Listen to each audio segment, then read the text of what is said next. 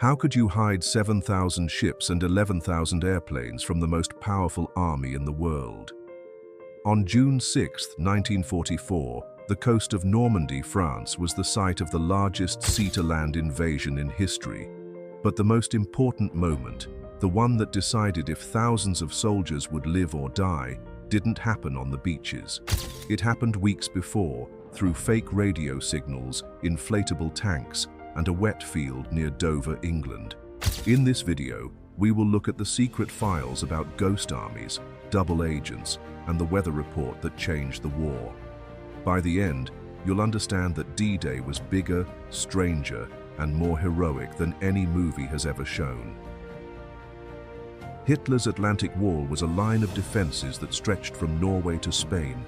It included 16,000 concrete bunkers, 5 million landmines, and was called unbreakable by a proud German general. In Normandy alone, there were 85 heavily armed posts in just one area, with every gun aimed to cover the next. Allied military leaders worried that if they attacked this wall without surprising the enemy, they could lose as many as 75% of their soldiers in the first attack. Because of this, General Eisenhower's team wrote one word on all their plans: deception. They needed to convince the Germans that the invasion was happening somewhere else, giving the real invasion force time to get a secure footing. The plan seemed simple on paper but crazy in real life, until they brought together some of the most unusual soldiers of World War II. This group was the 23rd Headquarters Special Troops, a unit of 1,100 Americans that included painters, sound engineers, and set designers. Their weapons were not real. They used inflatable rubber tanks, fake airplanes, and huge speakers to play the recorded sounds of tanks.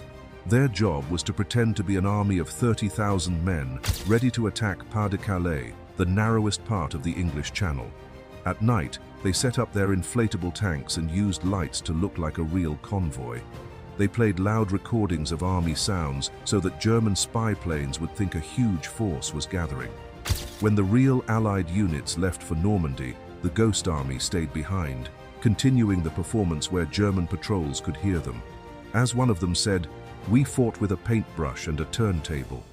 The trick worked, and by June, Germany's 15th Army was waiting in Calais for an invasion that never happened. Deception on the ground was not enough. The lie also had to be delivered to German headquarters by spies. A British group called the 20 Committee managed a network of double agents. The most important one was a Spanish man named Juan Pujol Garcia, also known as Agent Garbo.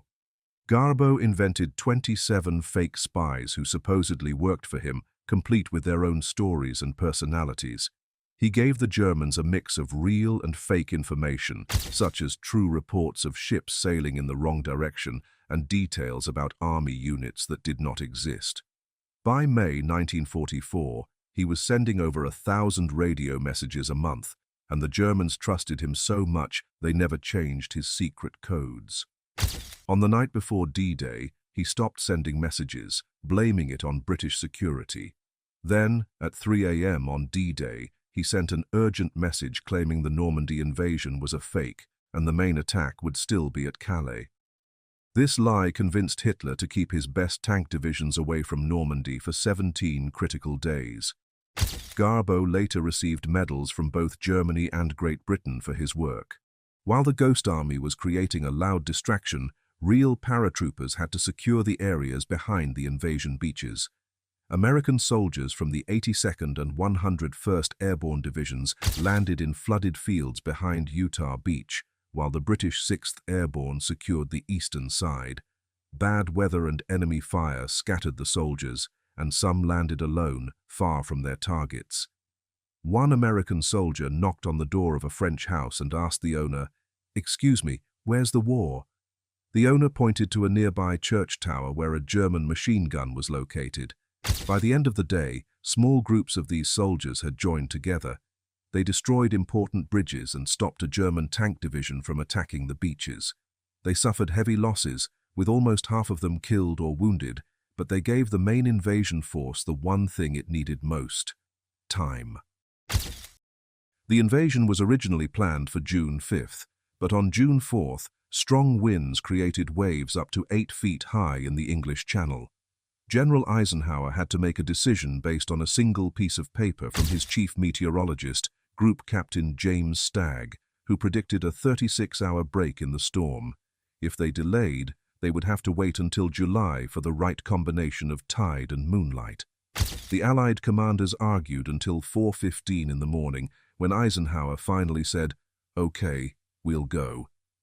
The Germans, seeing the same bad weather, relaxed their defenses and sent some soldiers for training. General Rommel, one of their top commanders, even went home to give his wife a birthday present. Because of this, when the invasion began at dawn on June 6th, many German posts were defended by only a few soldiers. That quiet weather forecast was as effective against the Germans as any bomb. At 6:30 a.m., landing boats reached the beaches named Utah, Omaha, Gold, Juno, and Sword. Movies often focus on the Americans at Omaha Beach, but the facts show a broader story. Of the 1,213 warships involved, 892 were from the British Royal Navy. Of the 12,000 planes in the air, 2/3 were British or Canadian. On Juno Beach, Canadian soldiers advanced further inland on D-Day than any other Allied force, going twice as far as expected. On Gold Beach, British soldiers captured a German radar station without damaging it, which gave the Allies vital information. Even on Omaha Beach, where American soldiers faced intense fire, crews from a special British tank division fought alongside them. D-Day was not the work of a single country.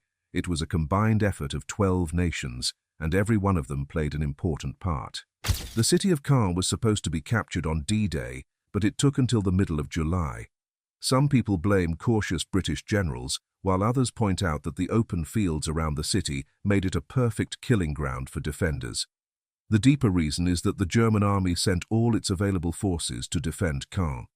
This created a tough fight around the city, but allowed the Americans to break through German lines further to the west in an attack called Operation Cobra.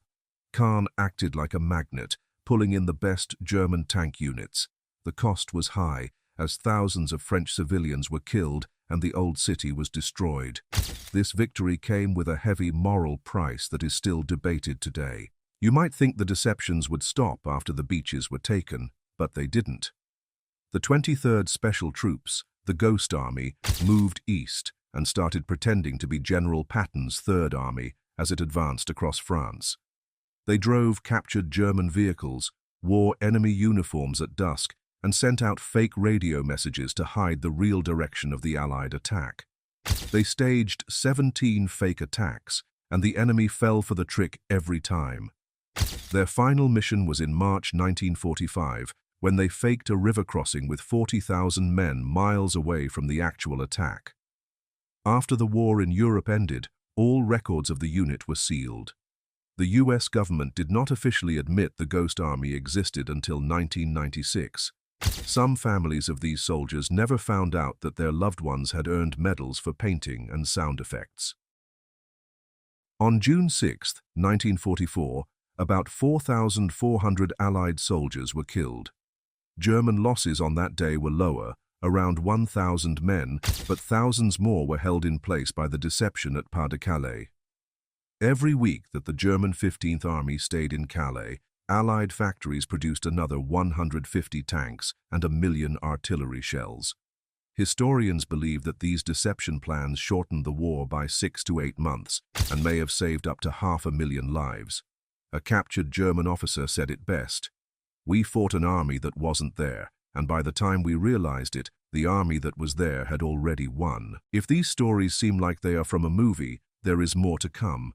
In our next part, we will reveal the spy who almost ruined the entire plan and the single radar station that changed the air war. While you are here, please subscribe and click the notification bell so you don't miss our next secret mission. The famous British playwright Noel Coward secretly helped the war effort by writing fake letters to spread false information.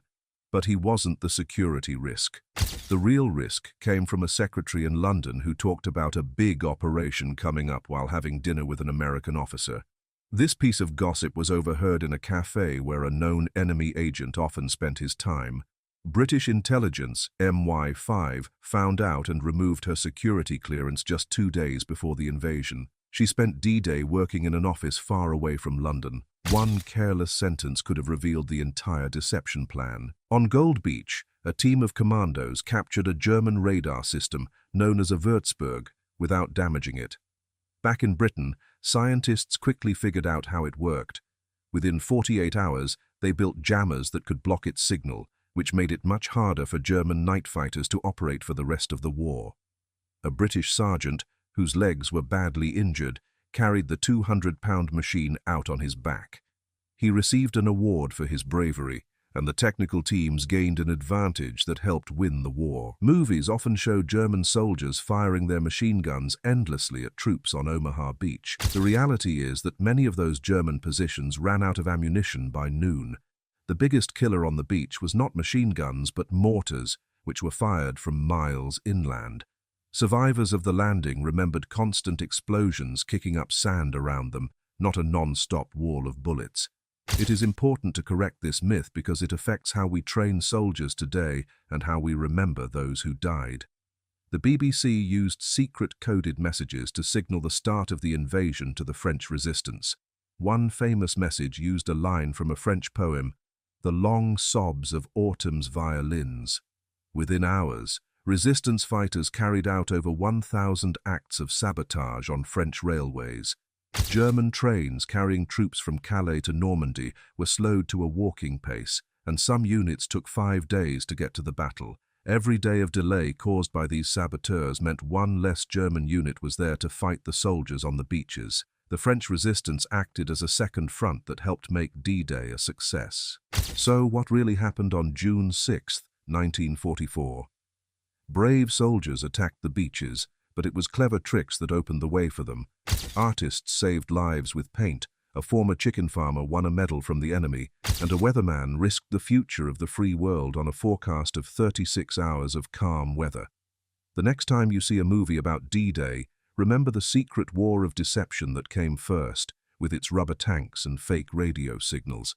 D-Day was successful not because it was the strongest attack, but because it was an attack the enemy never saw coming. History's greatest secrets are often hidden in plain sight.